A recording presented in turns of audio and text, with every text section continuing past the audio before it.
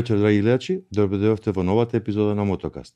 Со нас вечерва имаме прекрасен гостин, познат за вас повеќе од медиумите, можеби не толку сте го гледале на мотонастани, мислам дека бил, ама не толку за да го знаете од таму, но сепак еден и единствен Димитар Танасовски. Добро вечер. Добро вечер, Зоки, фала ти за поканата и конечно вака во една емисија која што може лежерно да збориме све освен за кариера. Нели? Да. А првото прашање беше да се представиш, покрај тоа што си професионалист во маркетингот, медиумска личност, да се представиш малку и како моторџија. Да, па како моторџија можам надолго и на широко да се представувам од проста причина што Веспа или превозно средство на две тркала со мотор, Добро. возам уште пред да почнам да работам. Така што мојата љубов кон превозното средство на две тркала е прилично долга. Вака кога се сетам, Тоа сакам да кажам. Ај кажи од кога е целата приказна. Првата Веспа ми ја купија за добро однесување мајка ми и татко ми на 17 години, значи тоа е пред 20 години. И од тогаш сватив дека реалноста, сега ако не се лажеме, ја Веспа возам од 11 години, ама Веспата ја возам благодарение на вујко ми. У тоа време он имаше некоја Honda Dio, Honda Duo, ние малечкине што се ептен Така? оваквото. И сега не дека јас сум ја возел, него ај до тука, ај до ваму, до таму, иако не го Имаше желба. оправдувам тоа. Имав огромна желба, да. Плюс у времето кога растев, ја имаше многу филмови со моторџи, у тоа време беше актуелен оној со Чарли Шин филмот, ако го имаш гледано, кој Шин влага на панданот за Прикриен Hells агент што е, Angels. така? Да. И од тогаш сваѓаш дека уствари моторот ти значи слобода, дека не зависиш од другите фактори, дека кога се качиш на мотор едно посебно чувство што за моја среќа можам да го раскажувам заради тоа што мислам тебе не можам да ти го раскажам, пошто ти многу повеќе километри од мене имаш поминато, али на луѓе што не се качиле на мотор, чувството да излезеш на отворено и да ти влезе мирис од средината и од твоето обкружување во кацига да го почувствуваш, мислам, со ниедно друго превозно средство не можеш да го осетиш. Баш тоа сакам да те прашам, како би го представил тоа чувство, како би го опишал, што за тебе значи. За многу луѓе е различно. Еден збор спомна, слобода. Да. И сега, и што во слободата? Возиш мотор, рече дека ти е желба оддамна. Како е тоа чувство? Опиши го, пошто тебе те знаат многу луѓе од медиумите, без разлика на тоа што си моторџија, нели? Може и сега прв пат слушаат дека си моторџија. Да. Чувството за мене е едно уникатно чувство кое што не можеш да го доживееш во други варијанти. Прво заради тоа што како сакаш крсти го е нешто кое што те одвојува од сите околу тебе во сообраќајот. Зошто го кажам ова? Заради тоа што многу си полесен, многу си понезависен, многу си попрактичен од било кој аспект и на крајот од денот чувствуваш чувство на моки. За мене возењето мотор е моки, да. Зошто го кажам? Прв пат во мотокаст. Знаеш ли, обично знаеш како има многу филмови кои што мажи се разведуваат и раскинуваат и вика купи си мотор да си ја вратиш само до вербата малце. Обично така се случува и најчесто луѓе кои што да речеме во подоцнежни години купуваат мотор, купуваат само заради тоа или ги имаат втор пубертет. Значи јас се зафркнав, купи мотора, не се оставив. Не, ти види, не си во таа категорија зашто ти возиш моторот која знам ја за тебе. А се знаеме прилично долго, не од медиумите. Така што мислам дека моторот ти дава едно посебно чувство кое што без разлика дали си маж или жена, сега тука да не се тие стереотипи дека само мажите возат. Во денешница јас многу жени познавам кои што се активни возачи на моторцикли и мислам мене тоа ми е особено драго. Иако за почит сега не знам двојни мислења има, некои многу повеќе сакаат да возат соло. Мене ми е помногу убаво кога возам со сопругата позади. Зошто? Заради тоа што тој бондинг што го добиваш кога влагаш у кривини, кога е активен совозач и слично, не можеш да го добиеш у кола. У кола ќе заспие. Иако ми си има случајно и Сара да ми заспие на мотора, ама за тоа малце покасно. Види, тука имаш право. Да, има двојни мислења, некој вика сакам сам на патување. Баш сега се видов во Бања Лука бев со еден пријател, исто моторџија. И он цел живот вози, сопругата пробала еден два пати качил, не сака, готово, тоа е тоа. И вика, ја дури вика, назадно се иште ми оди торба секојаш, не размислувам дека не можам. Да. Јас дали керка ми, дали сопругата, си уживам да има некој позади, заедно да го правиме тоа. И тоа, зближување, бондинг, што го рече, зближување и таа интеракција е многу убава. Какви мотори сакаш? Прво да ни кажеш и после ќе ни кажеш каков мотор возиш сега. Па до сега имам возено само naked мотори. Значи Добра. патничките многу не ги почитувам. Имам баш една анекдота. Реалноста е дека види, многу луѓе викаат дека со naked мотор не може да се патува. Ја не се согласувам со тоа, иако како поминуваат годините сваќам дека има зошто. Визир напред, па маски, па сите тие салтанати. Заштита на колена и се поред. Не само колената, него едноставно не е баш пријатно 5 сати да те шиба ветер и да се тресеш и да се бориш со моторот, ама па и у тоа има некое посебно чувство. Никогаш не сум сакал, тоа го имам кажано неколку пати, иако да речеме Бузалковски знам дека ви беше гостин и особено го почитам, никад не би се качил на спортски мотор. Никад не би се качил да го користам моторот за да се тркам. Тоа, да речеме, за мене, никогаш не било драж.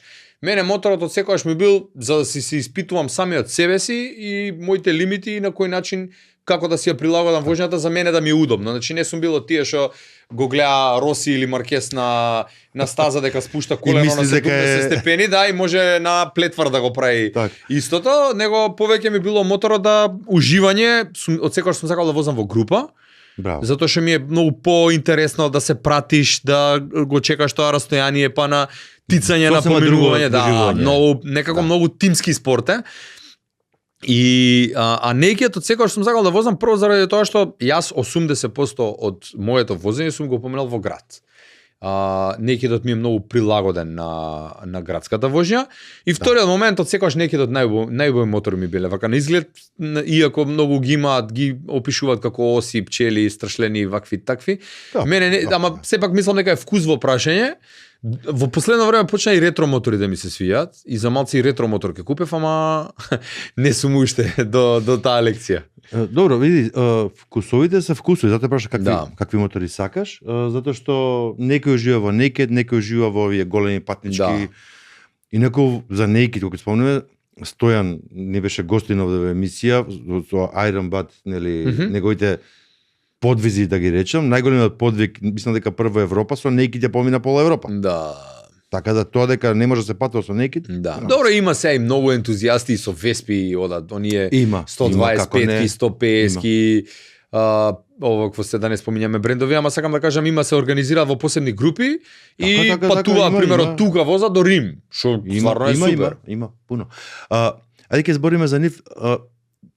Наброи ни некои мотори што си ги возел и што возиш сега многу важно. Па што сум возел? Првиот сериозен 250 кубика мотор ми беше Honda Apache и со тој така малци имам многу интересно искуство заради тоа што прв пат тогаш се пуштав на подолги релации за мене, Скопје Солун, Скопје Охрид, некои такви, што за 250 у тоа време ми беше тоа време. Зборам на 21-2 години, толку ми биле средствата и толку ми биле можностите, ама од секогаш сум имал таа љубов. Иако првиот пат морам да признам, прво патување ми беше Скопје Солун, 2 дена температура имав. Од што го поминав патувањето, после него имав Z750 кратко, па возев MT-07 Yamaha и сега возам BMW F900R. Што генерално за потребите мој е супер мотор. Понови мотори некако поише електроника имаат и многу повеќе ти го прилагодуваат возењето и сега и на неколку пати има модови, има за дошт, има за ова, има за тоа и некако по безбеден си веќе кога возиш. Знам дека со МТ-то немаше баш многу електроника и технологија и ако зализгува и ако го застанеш, ќе го застанеш. Види, тука има и тука се поделени мислењата, постарите моторџи, постари по искуство и по години, повеќе сакаат од овие постаринските, значи без за да возиш, а не он да те вози. Така, иако јас го прифаќам дека технологијата оди напред и ние мора да идеме напред и тоа е тоа. И за мене, со мојот мотор, по-безбедно сум ги сите системи за заштита и против пролизгување и се. Поинаку малце се чувствуваш, нели? Така е. Посебно кога водиш и друг позади себе, во група си. Да. Не се. Сакам да те прашам, дали што те инспирираше да почнеш да водиш мотор и посериозно се бавиш со тоа? Дали има некој лик што те инспирирал, спомна Војко ти, или нешто? Има некој викаат од филмови ме инспирираше? Има ли нешто? Види, реалноста е дека било сплет на околности, значи повеќе фактори биле. Да, можеби Војко ми ја имал Веспата и сум осетил што значи тоа од мали нозе да можеш да се движиш со мотор. де факто средината. Значи, прво ние живееме во град во кој што ако немаш мотор, заебан си. Значи, заглави у сообраќај, како и да го вртиш, колку и да го вртиш, значи ние имаме застој во сообраќај и мислиш живееме во Чикаго. И сега многу ти го олеснува животот. Јас во последниве 7-8 години се преселивме малку и надвор од центарот и има точки на движење кои што да речеме со кола ги поминав за 45 минути до 1 сат, што не е реално. За ваков град, за ваков кратки дестинации. Еден пример за ова, ни беше 2 пати во емисија гостин доктор Владимир Ефтич од Србија, врвен стручњак за безбедност во мотоциклизам. Меѓу другото, истражувањето што ги правил во Белград, викаше просечно од дома до работа и дома годишно губиме 1 месец февруари во барање паркинг. Можеш да замислиш. Нереално е. Така да, тоа е многу вистина. И друго уште што ми остана во сеќавање од тоа, вели 10% да се големи бројот на мотори во градот, тоа значи 45% намалување на гужвата во сообраќај. Да. Затоа е охрабрување за сите, иако знаеш како кај нас за жал нема баш многу високо ниво на култура кога станува збор со сообраќај и кога те гледаат како мотор, како да сакаат намерно да те бутнат и да те утепаат наместо да те пуштаат да поминеш, пошто си тенок и полесно можеш да се движиш. Сум бил да речеме во држави, па и во соседни, еве ќе кажам Албанија, што до пред извесен период нас ни беше дека е Енвер Хоџа и дека е затворена и дека е крајот на светот, последната дупка на свиралото.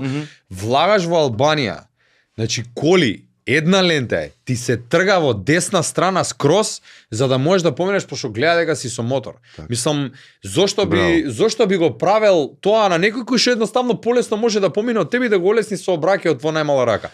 Кај нас, особено за градска воžња, за жал, се пика и доаѓа испрекинатата лента за ти да не можеш да поминеш. Мислам, тоа никош не го разбрав.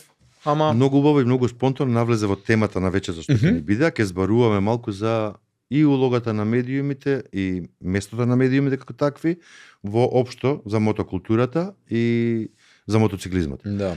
Ајде прво, дали тоа што си во маркетингот, во медиумите присутен, некако влијаело за твојата перцепција кон моторите или гледаш некаква нивно влијание општо врз перцепцијата, врз моторите, врз мотоциклистите? Влијанието е огромно, особено поради факта што да речеме, како што кажав, средината сама по себе влијае, иако од денешен аспект моторот за многу значи имидж. Значи ние можеме да зборуваме за моторот како превозно средство, меѓутоа реално да правиме муавет. Денеска многу од луѓето купуваат мотори заради имидж. Имаш мотори по 25, 30, 40.000 евра, кој што статусот, значи ако порано било дали вози ваква или таква кола, сега има многу луѓе што тој статус го покажуваат преку моторот. Од друга страна па, сметам дека начинот на кој што во денешницава се представуваат моторите, се избегнува моментот за да се каже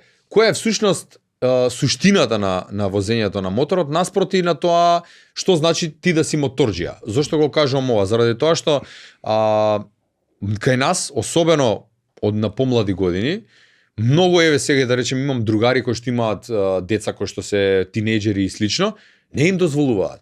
Не им дозволуваат да купат Веспа или му вика, не знам, имам 13, 14, 15 години, сега не знам на колку се полага точно, да не ме апсат на крај на подкаст, ама знам дека со А категорија нели се полага на 17 години, сега нешто како бе, на 16, да. 16. И сега онако сака да си купи Веспа или ако родителов сака да му купи Веспа, зашто едноставно, а знам дека е во можност, се плаши за него, за утре он да земе да напуни 18 и да купи моторот со 180 коња и не дај Боже да направи некоја поголема белја. Така што сметам дека културата треба да се развива, а ние како медиуми треба сериозно да влијаеме на перцепцијата за тоа што представува моторот. Кога сме тука, јас види ова што го кажуваш има врска со претпоставувам многу и кај луѓето општо и кај медиумските работници кај сите, оние филмови што ги имало The Wild One да тргнеме од нели Марлон Брандо, па ова што на филмови што беше со Чарли Шин, со Outlaws, како бе, многу такви серии филмови имало. што ги снимаат. И у моје време и Sons of Anarchy излезе, Sons of Anarchy. Sons of Anarchy, ете така, Да. тоа не ми текна, браво. Зборот ми е, и тие на некој начин го обликувале можеби подсвесно мислењето за моторџиите како престапници, мафијачи, криминалци, што еве јас како зборим, ја не сум сретнал моторџија, реално, што е таков. Одам по настани, одам секаде, за мене тие се 90% прекрасни луѓе. Да. Од инженери, адвокати, професори на факултети до зидари, мајстори, се и се што, продавачи, нели? Така е. Секакви не има, но лоши луѓе не сум сретнал. Како да е, мислам дека голем дел и на тоа се должи, но еве, да се вратиме. Дали во твојата работа со медиумите, имаш пристап до многу луѓе, си дошол во судри со некои предрасуди, стереотипи, кај што можеби си требало да реагираш. Ги имало, али тоа е исто, знаеш како, мислам дека тоа повеќе се препишува на затвореноста на луѓето. Тоа е исто као, пример, сега со тетоваживи, сега сум имал ситуација кај што те гледаат као да си лепрозен. Али во 2025 година, па исто и со моторот, знаеш, кога доаѓаш со мотор на некој настан или нешто, по дефолт има некои луѓе што белјаџија е сега ќе направи нешто. Ама на крајот од денот ја пак ќе кажам, мислам дека тоа е индивидуално и тоа за среќа тие такви мислења се помали и помали, особено во денешницава, затоа што ние сме отворени за интернет и на крајот од денот, ова што го спомна ти дека возиш често, да се навратам на мојот одговор зашто сега ми текна, а мислам дека е многу важно за мојата желба да возам мотор. Добро. Почита. Оние два прста моторџија на моторџија што се ги дава на автопат, тоа го немаш нигде. Јас секој пат и мислам дека и кога дете кога сме се возеле и кога сме се разминувале, кога ќе видиме група на моторџии со група на моторџии или не знам со друг моторџија кои се разминат, таа почит и толку многу желба да му се помогне на непознатиот кога е тука покрај тебе, за ниедна друга фела и за ниеден друг интерес го нема. Спомнав таа Хондата што ја возев, ми се случи да ми се дупне гума. Знаеш кој ми застана? Моторџија ми застана. Значи не застана со камион за да ме шлепа или со 45 минути дремев на автопат, ми се дупна задна гума. У тоа време не ни знаев дека може да се купи она што е китот па да си ја напомпаш гумата да стигнеш до прва бензинска. И така некако без памет тргнав. 45 минути никој не ми застана, моторџија застана и ми даде кит за да ја напумпам гумата за да стигнам до бензинска. Така што таа почит, мислам дека стварно општеството треба да му ја дава на моторџијата, како што моторџија на моторџија му ја дава. Тоа сакав да прашам, како би можеле да помогнеме? Еве јас го ставам тука и Мотокаст како еден од можните медиуми за тоа, но еве ти си многу поискусен во медиумите. Јас мислам дека прво треба да влијаеме кон медиумите. Да. Тие да го сватат това, за после да може да го приближат до луѓето, бидејќи луѓето не знаат. Па најверојатно, Зоки, ова е правиот начин кој што го правите вие, со вакви подкасти, со едукација, со да допреш до секој и тој што возел мотор, и тој што возел Томос пред 60 години, па сега на внук му не му дава да вози Веспа. А има многу такви. Скопје е познато познат моторџиски град, значи многу порано се возеле оние АПН-ки, тие такви, јас сум слушал приказки од татко ми, заради тоа што луѓето тогаш немале пари за кола да си купат. И моторот бил алтернативен начин за како да се возиш. Не, имало и моторџи сериозни ние. Имало, да, али сакам да кажам, поголемиот дел биле луѓе кои што на некој начин биле приморани да возат мотор, а со самото тоа понатака и се вродува таа љубов кон моторциклот. Едно е сигурно дека човек што не сака да свати што и да правиме ние, не може да свати. Меѓутоа, фактите се тие дека моторот е сигурно превозно средство, освен ако сам не кеш да направиш белја. Факт е дека луѓето што возат мотор се чисти, заради тоа што тој стрес релиз што го имаш кога си на мотор, викаа дека исти као да отидеш да испукаш, не знам, 100 куршуми у овакво или да земеш да истрчаш маратон, заради тоа што тоа ти е она психичка гимнастика што си ја правиш на мозокот додека возиш, заради тоа што си толку слободен не си врзан, денешница нели ни налага цело време да се на смартфони. Само на кратко да прекинам. Преходниот гостин што ни беше Томислав Кукелјот, што живее сега во Црна Гора, веќе 20-30 години, многу убаво кажа. Вика, си видел, вика, пред психијатриска ординација моторџија? Нема да видиш. Да. Што ни го имаме тоа ослободување од стресни работи. Да. Кажи ми кога почнуваше, почна купуваш големи мотори. Дали имаше реакција од семејството, од пријателите, било што ти речат, изненадување или да те караат, немој тоа, опасно е. Имаше ли такви работи? Па за волја на вистината, среќа јас сум бил таков карактер да никогаш никого не сум прашувал за ништо, особено за мои пари. Значи кога јас сум си купувал, имаше, знаеш, сега како и да звучи, мислам, мајка ми и татко ми од секојаш можеби ме воспитувале на начин на тоа дека сам сум си одговорен за своите одлуки и сам сум одговорен и за своите порази, за своите овакво подвизи. Така што никогаш не ми не рекле, јас невеста одев взимав со мотор. Така што мислам, мене моторот ми бил практично второ јас. Так. Јас и во добро и во лошо моторот сум си бил јавнат на мотор. И убави спомени имам, а за волја на вистината никогаш ниеден од фамилија не ми кажал нити нешто да лошо за мотор, нити па нешто добро за мотор, него само ми викале памет у глава. Памет у глава. Тоа било. Веројатно те познавале доволно да знаат дека само може обратно нели реакцијата да биде од тоа што сака. И тоа е чудно, знаеш, многу стереотипи има уопште, мислам, чудно. Луѓето кога ти посакуваат добро, јас знам многу луѓе да речеме кога купуваат мотор и викаат ајде со памет да го возиш. И тоа на некој начин е добро заради тоа што пример сега луѓето знаат и многу грешки да прават и од таму излегуваат тие изолирани случаеви, инциденти, не пијани да се возат, не вакви такви, и после тоа затоа излегуваат стереотипите, еве ги несигурни се моторџиите и слично. Иако сметам дека моторот као превозно средство во случаеви во кои што ти си одговорен за истиот, апсолутно тврдам дека е посигурен и по добар начин на транспорт отколку било кој друг на светот. Пак ќе кажам, зборам за ако си трезвен и ако си свесен за тоа што го правиш. И ако не се брљавиш. Еден наш гостин, мислам дека дури уште во првата емисија ни беше Ѓорѓе Остојич од Белград, писател на Архангели, клубот од Белград. Многу убаво кажа, вика, јас со мотор не ми се случило да направам сообраќајка. Со кола да. Од со мотор вика имам 3 или 4 алтернативи пред да се случи сообраќајката, како да ја избегнам. И си активен, мислиш. И си активен, мислиш и си фокусиран. Со кола е малку поинаку. Од аспект на зборувавме како медиумите да помогнат или како ние да направиме да помогнат во подобра промоција или да се промени перцепцијата. Што мислиш, како можат брендовите кои што нели носат мотори сакаат да продаваат што повеќе, ако не се купуваат повеќе, нели ако има многу стереотипи и предрасуди, нема не се троши. Да. Како можат да ги натераме, да ги привлечеме брендовите да вложат малце повеќе и во овој да се менуваат тие предрасуди, стереотипи? Да, види, тоа за брендовите кај нас, па не знам искрено, знаеш како, зашто ние сме многу специфичен пазар.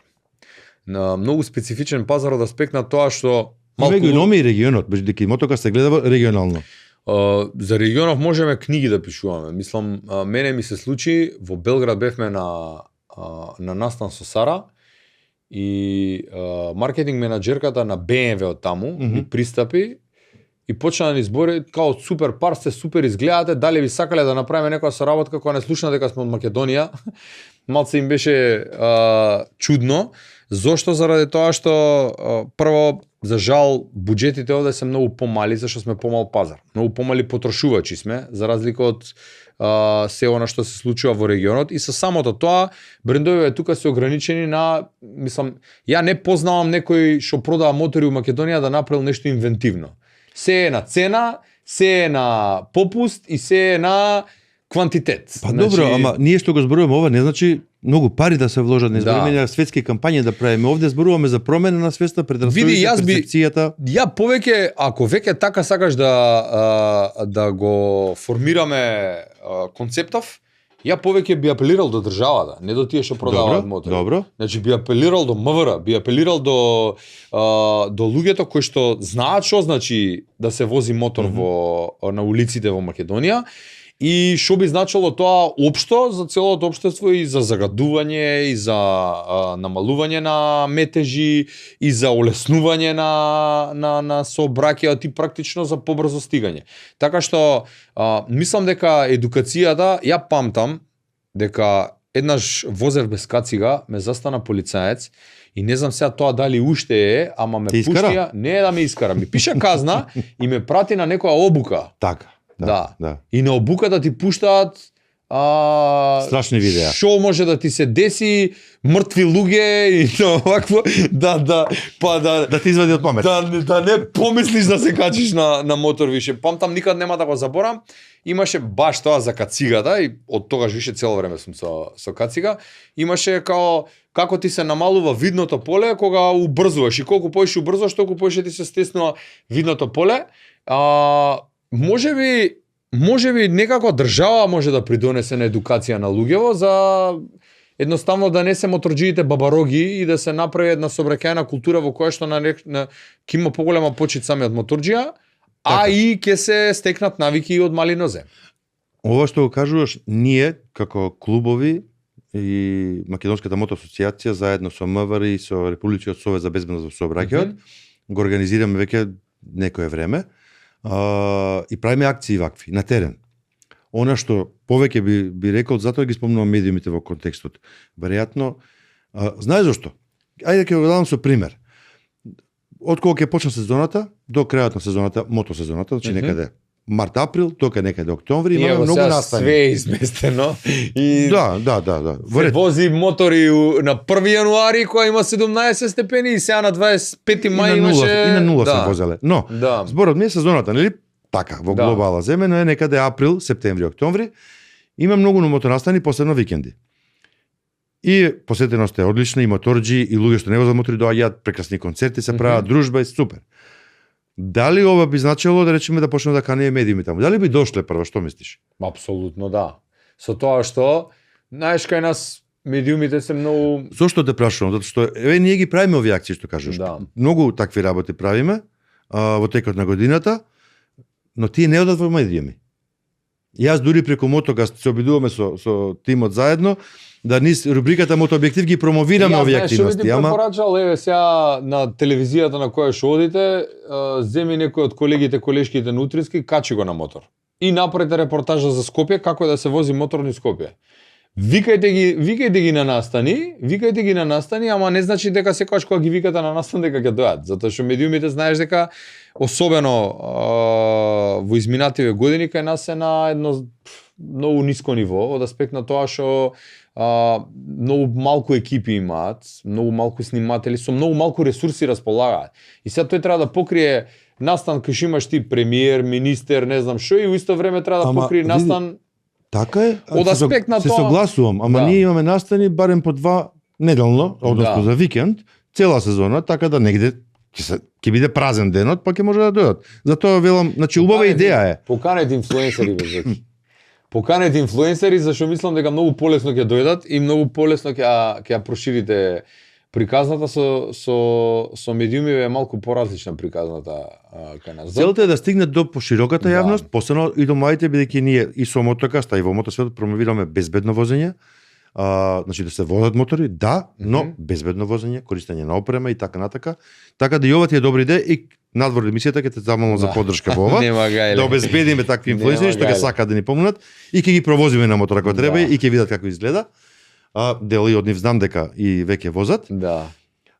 Зошто те прашував кај брендовите, дали можеме да не помогнат во целата оваа приказна, да го малку промовираме овој дел, да ги разбиеме тие предрасуди и стереотипи, бидејќи информациите до кои барем јас доаѓав истражувајќи и нашиот тим истражувајќи околу моторџиството на Балканот и во Македонија, излегува дека во Македонија има над 50.000 регистрирани мотори. Регистрирани, што не е мала бројка. Не е мала воопшто. Не е мала бројка. Значи дека брендовите, она што кажувате дека немаат многу средства, не значи па дека немаат ич. Значи би требало да има простор да се вложи во едукација, во промоција и така натаму. Еве, има една емисија, можеби има и друга, да се сврти малку вниманието дека тоа е, убаво рече ти, по мене исто така е многу побезбедно, доколку правилно се вози, и доколку ги научиме луѓето да внимаваат повеќе на моторџиите. Да. Па тоа треба правилно да возат сите. Тоа сакав да кажам. Да, а не да ти влезе у... Ама па види сега. Тоа мислам дека, знаеш како, треба години. Исто како оние што, да речеме, ужасно ме нервираат и на неколку пати имам застанат и пикавецот им го имам вратен у кола.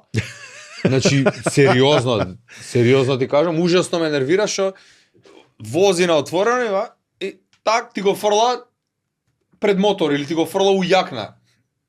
Мислам, за истата култура правиме муавет. Види, денеска за малце ќе паднев со моторот, немаше видиш ништо страшно, бидејќи на време прикочив, една убава девојка со телефонот во рака, таа си бара паркинг, никој не знае дека таа бара паркинг и најнаш без да дадеш мигавец си заврта со колата и ќе ми степаше. Да. Така тоа го има редовно, Да. значи покрај она што како ние возиме, иако и со доктор Јефич кога зборевме и по статистика, огромен дел или најголемиот дел од сообраќајките кај што се вклучени мотори, Да. вината не е кај моторџиите. Така е. Него кај овие другите што Така не е. внимавале доволно и што можеби не игнорираат или не перцепираат толку. Затоа и реков после емисијата ќе побарам поддршка од тебе да видиме како Стојам на ова да го располагање, апсолутно. ти благодарам, затоа што мислам дека ова е важно прашање. Разбивањето на стереотипите, предрасудите, значи и повеќе прифаќање од луѓето, ама и побезбеден сообраќај едноставно. Така е. Зашто како што кажете во Албанија кога може да човекот се повлече на страна за да те пропушти, кога во Грција тоа се со години се случува Не, така за е. Грција не ни прамове, мислам. И во Србија има големи промени Да. како што следам. По други европски држави да не зборуваме. Кај нас мора да го менуваме. Значи може да се менува Да. на други места, може и кај нас. Верувам во тоа. И нормално да ги раскажуваме ние позитивни убави приказни за нас. Така е. Сега, кај позитивните работи, да не заборавиме, знам дека спомнати и сакам да ни кажеш некое убаво искуство од твоето патување или авантури со Сара, со твојата сопруга, Да. со мотор. Значи не со кола и авион не ме интересира, со мотор да ни кажеш. Што е нешто интересно да извадиш. Тоа знаеш како звучи како во претходниот живот да беше, затоа што последен пат заедно на мотор отидовме пред Сара да остане трудна со Илина. Тоа е пред некои 8 години. Мислам, не зборам сега за овие локал патувања овде низ Македонија и слично сега во И тие се поново убави? време. Тие се убави посекако, особено знаеш како од кога ќе го совладаш моторот и кога ќе знаеш до кај ти е лимитот, до кај можеш да си играш и да уживаш. и да уживаш, и најинтересната работа е што сам си се тестираш, ама и го тестираш тој од позади. А Сара е човек што, да речеме, сака адреналин и сега тоа која е во умерени рамки, стварно е вистинско уживање. Јас имам многу догодоштини, мислам, ние... Спомнуваше, знам дека кога зборувавме уште претходно кога се гледавме, една убава авантура што сте имале, Јонско море, Да. круг убав голем. Ете тоа. Да. Па тоа за 15 дена 2500 километри поминавме и тоа бевме тазе во врска, мислам некој 5-6 месеци бевме Така. заедно и баш беше онака убаво искуство спојување, заради тоа што сакаш некеш на мотор си, немаш тоа како... И на мотор си и мора да се пазиш еден со друг. Па за тоа викам, Така, за тоа викам. И, знаеш, на почеток си викаш како ќе биде, што ќе биде, и ја искрено не бев некако многу искусен во возењето во пар, затоа што возење у пар значи различно е. Предвидуваш кривината, значи ако гледаш дека кривината е доле, тој се мести више позади тебе дека треба и влагате заедно. Али многу убаво искуство е, неколку години поред одевме со мотор, дури предпоследната година кога бевме со мотор, бевме на кампување. И тоа па какво искуство е, да на моторот да ставиш се што ќе ти треба за 15 дена. Ама можело, нели? Може. И многу јака умешност е, затоа што ние кога почнавме да патуваме со мотор, на почетокот беше еве, куферот е толкафе вака.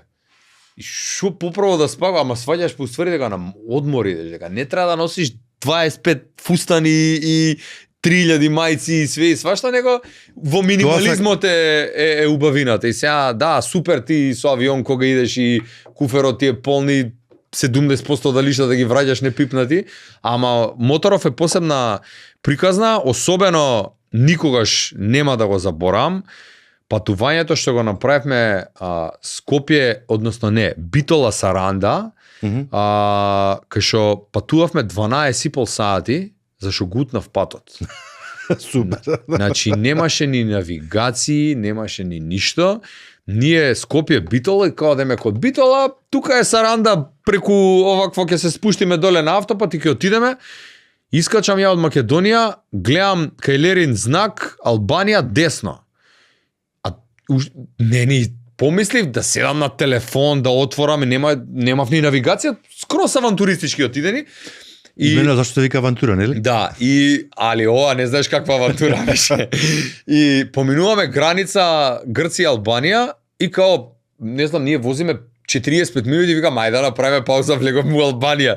Влагам и тој келнерот ни вика, збореше македонски, вика: "Каде бе дечки?" "Па за Саранда." Па нема пат за Саранда одавде. Викам, како бе нема пат за Саранда, викам, мора да има некаков пат. Значи ти не знаеш. Макадам, само ние дрвократци бевме. Не стемни, Сара вика, застани, жити, све, те молам да направиме пауза. Викам, нема шанси да направиме пауза. И на крај, тоа Джиро Кастро, мислам дека сикаше грче, да стигнавме у 11:30 вечер. И вика, ќе спиеме тука на улица, ако нема шанси да... Ама стигнам у Саранда и мислам, тоа патување ќе ми остане онака усеќавање заради тоа што буквално секој ден бевме на мотор, на различни плажи поминувавме, за назад се вративме преку Грчка од Игуменица, што е автопатот за Кожани, ама имам такви неколку догодоштини. Што така многу може да се раскажува. Имам уште една. Ајде. Не ја земав еднаш, бевме за Грција и она требаше нешто да снимаме и рече ај као дај следниот ден тргни ки идеме заедно. Ја не, ки идам и тогаш тргнавме со кумот, дека не се случија поплавите у Скопје тогаш за назад. Поплави, ама првите поплави Коце Трајановски со оние гумени чизми што отпушуваше, тоа ми се случи зашто не отидовме заедно. Добро, види, нема моторџија, што би си нарекол моторџија, што барем еднаш во такво дошно заглавил, така да тоа е. А ја имам неколку. Така тоа не е. Со Сара патувате во пар, рековме сега во добро, децата се мали, ќе чекаме да подпораснат. Да. Дали има некој со кого во друштво би се договориле заедно да одите? Го правите тоа така или сами патувате? Да, па кога патувавме активно со кумовите најчесто, зашто и кумата исто, мислам, заедно возат мотор. Супер. Така што со нив бевме тандем, буквално и неколку одмори поред идевме заедно на одмор. Едно време и сестра ми и зет ми ни се приклучија, ама сплет на околности ние продававме мотор, па после они продадоа мотор, дури ја од таа желба што ја имав за да возам мотор, а ни се роди Илина, а на мотор нели не може со Илина, купив ми квадрцикл и пробавме со квадрцикл да се возиме. Так. Па кога ни тоа не испадна, викам тоа е, го продавме квадрцикл, си се вратиме назад на мотор, зашто две тркала. А се ближиме кон крај на емисијата, ама нема да далеку сме од одјавување, сакам да те прашам што би им порачал на оние што го гледаат мотокаст, што имаат предрасуди, што би рекли, ние никако мотор не сакаме, на порака до ни каква би пратил? Да. Па едноставно би ги поздравил и би се зачудил како гледаат подкаст за мотори, а не сакаат мотори, ама за тие што останале... Ке се изненадиш? Да, гледаат многу немоторџи го гледаат мотокаст. Да. Па добро. Веројатно е нешто ново, нешто различно. Па види или е едноставно македонскиот менталитет. Се што не ми се свиѓа има да го догледам до крај. Не, верувам дека има многу такви, меѓутоа би им порачал да ако немаат можност да се качат на мотор, да најдат некој што би ги провозил. Зашто џабе ние што и да збориме за моторџество и за возење и се, човек што не го искусил тоа може до утре да кажува и да негира и да се плаши и да нормално е ти да се плашиш од нешто што ти е непознато. Нормално да ти е страф од нешто кое што го гледаш од страна и мислиш дека кој знае какво и дека сега не знам овие се вакви или такви и да ги лепиш етикетите секојдневно. Би им посакал да го проба, да го доживеат тој момент, па после да седнеме ние да збориме за тоа, зашто вака мислам дека џабе. Така. Инаку, јас сум благодарен што ме гледате многу и моторџи и немоторџи, за сите сум благодарен што одвојуваат време и го гледаат мотокаст, но многу ме е интересно што многу луѓе сретнувам, дури и сами ме застануваат некојаш, не се моторџи, на крај паметни им паѓа мотор, ама ја гледате емисијата, што значи дека препоставам дека тука некаде им стои желбата. Па можеби тоа е клучното и тоа што го кажав, ова што го правите вие со мотокаст можеби е на некој начин иницијална каписла за зголемување на нивото на култура во сообраќај.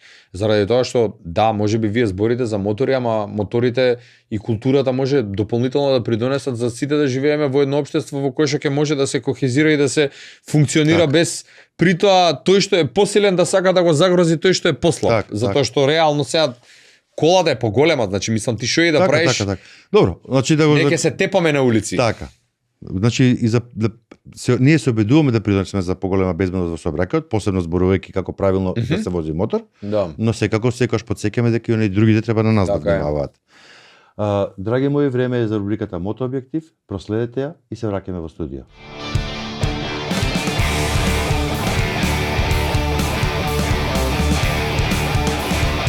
Дојдовте во уште една епизода на Мотообјектив. Оваа епизода ја нарековме возење мотоцикл на дожд, предизвик или можност. Пролетта или есента често носат непредвидливо време, а за моторџиите тоа значи и соочување со возење на дожд. Иако искусните возачи се навикнати на вакви услови, многумина, особено помалку искусните, чувствуваат страв и несигурност. Но со добра подготовка, соодветна опрема и правилен пристап, дождот не мора да биде непријател, туку можност за усовршување и поинакво дежување на патот. Реалноста на влажните патишта. Дождот значително го намалува трењето помеѓу гумите и патот, особено во првите 30 минути кога маслата и нечистотијата од површината се мешаат со водата и ја прават подлогата лизгава. Бојадисаните линии, шахтите и металните површини се посебно ризични. Дополнително, видливоста и за вас и за останатите учесници во сообраќајот е намалена, што ја зголемува опасноста. Опремата прави разлика. Кога се вози на дожд, вистинската опрема е клучна. Непропустлива облека, јакна, панталони и ракавици кои не пропуштаат вода се задолжителни. Кацига со антифог визир осигурува јасна видливост и заштита од дожд и ветер. Рефлектирачките елеци и други рефлектирачки елементи зголемуваат видливост, особено во услови на слаба светлина. Комплет за дожд или одело за дожд, лесен за носење, спасува во случај на ненадеен дожд. Прилагодување на возачките навики. Во вакви услови стилот на возење мора се промени.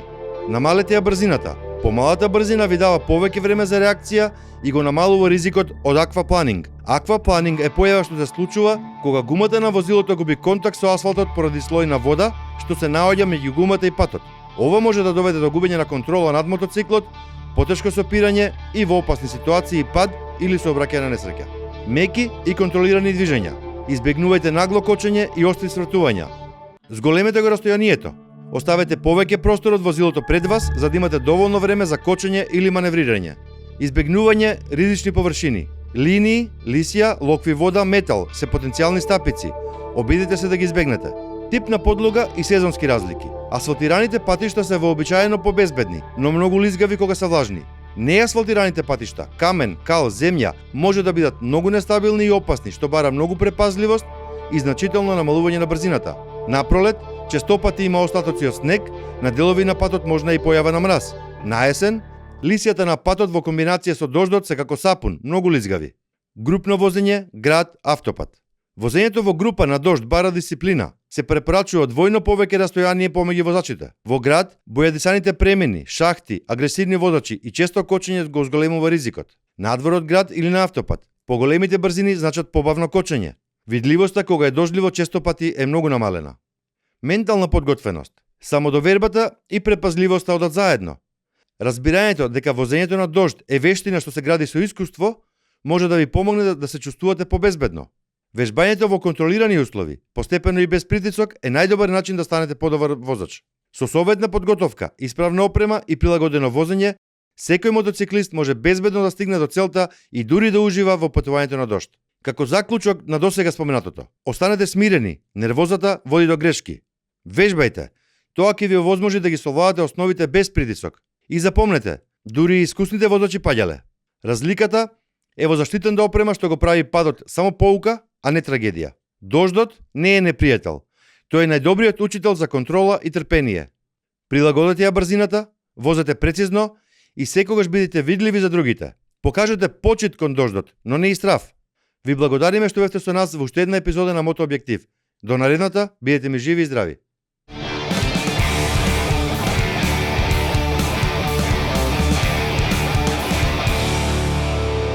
Димитар, како го гледаш или како ја гледаш иднината на мотоциклизмот, мотокултурата во Македонија?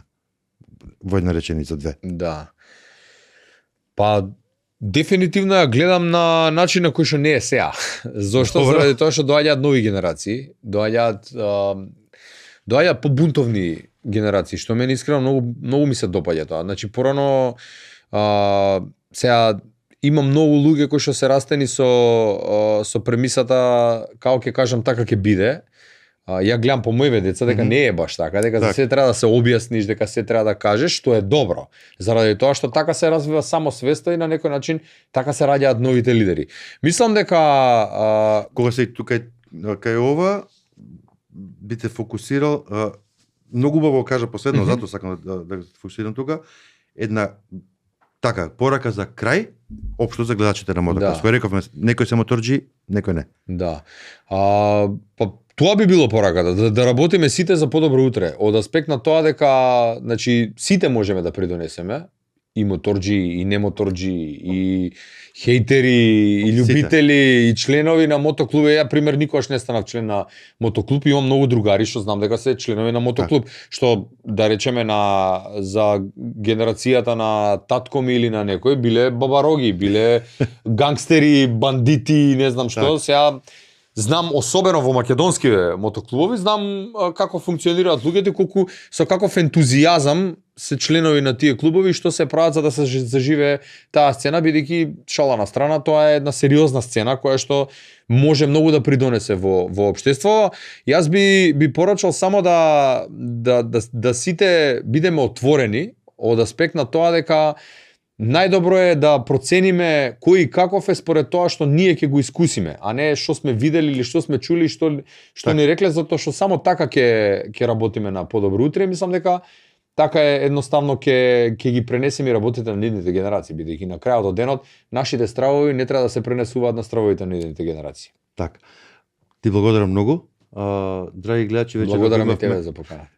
Го имавме Димитар, имавме прекрасен муабет, разговаравме и за неговото искуство на мотор, и за неговите погледи, поврзаноста на медиумите, перцепцијата на медиумите и на јавноста кон моторџиите и моторите, како да ја промениме, и рековме ќе го употребиме и ќе го злоупотребиме да ни помогне во тоа нешто. Ти благодарам уште еднаш, Димитар.